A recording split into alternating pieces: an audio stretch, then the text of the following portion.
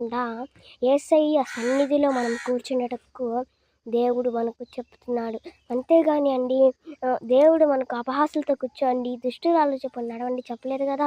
అందుకు దేవుని కృపలో మీరు నా కృపలో ఉండండి. మీరు నా ద మీరు మీకు నా దయ చెప్తాను. కృప చూపిస్తాను, వాక్యం చెప్తాను అనే కదండీ చెప్పాడు. యెహోవా ధర్మశాసనమందు ఆనందించుచు దివారాత్రములు దాన్ని ధ్యానించువాడు ధన్యుడు. యెహోవా రాకడ వచ్చేంత వరకు మనము దేవుని కృపలో ఉండుటకు మన దేవుని కృపలోనే ఉండాలండి. అతడు నీటి కాలువల వలె యెర్దాను నాటబడిన ఆకు వాడక తన కాలమందు ఫలించు చెట్టు వలె ఉండాలి. మనము దేవుడు రాకడ రెండవ రాకడ వచ్చేంత వరకు మనం దేవుని కృపలోనే ఉండాలండి. దేవుని కృపలో ఉండాలి, దేవుని కృపలో ఉండాలి అని అనుకుంటే దేవుని కృపలో ఉండగలుగుతాం.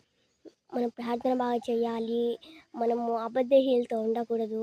మనం ఎలాంటి భక్తి చేయాలంటే ఈ లోకంలో మనం ప్రత్యేకంగా ఉండాలి. మనం ఈ లోకంలోనే ప్రత్యేకంగా ఉండాలి. యేసయ్య మనకేం చెప్పాడు? యేసయ్య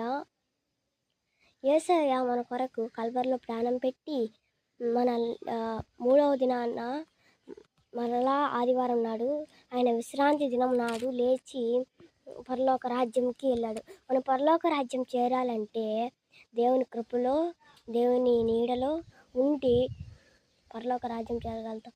దేవుడు రెండవ రాకడ ఎప్పుడైనా రావచ్చండి. ఇప్పుడు కూడా రావచ్చు, రేపన్నా రావచ్చు, ఎప్పుడన్నా రావచ్చు. అది మనకు చెప్పలేదు. ఎప్పుడు మనం ప్రార్థనలో, వాక్యంలో మనం ఇలాంటివి వింటూ ఉండాలి.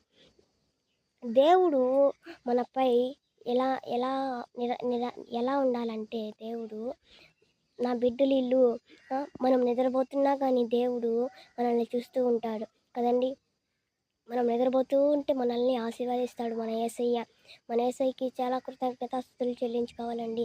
మనం ఉదయకాలాన్నే నిద్ర లేచి మన దేవుని స్తుతించకుండా ఎక్కడికో వెళ్ళిపోతూ ఉంటాం. ఉదయకాలాన్ని రాత్రి అంతా కాపాడి యేసయ్య ఉదయకాలాన్న నిద్ర లేపాడు కదా. అందుకని ఉదయకాలాన్ని లేచి మనం బైబిల్ చదువుకొని, ప్రార్థన చేసుకొని, పాట పాడుకొని దేవుని నామాన్ని మహిమపరిస్తే దేవుడికి ఎంతో సంతోషంగా ఉంటుంది. రాత్రి మనం పడుకున్నప్పుడు ఏదన్నా అపవాది క్రియలు రావచ్చు.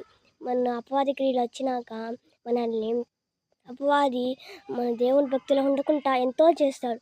అయినా దేవుడు మనల్ని అపవాదికి చోటు ఇవ్వకుండా మనల్ని చాలా కాపాడి రక్షించి పోషిస్తాడు. అందుకు యేసయ్యకి మనం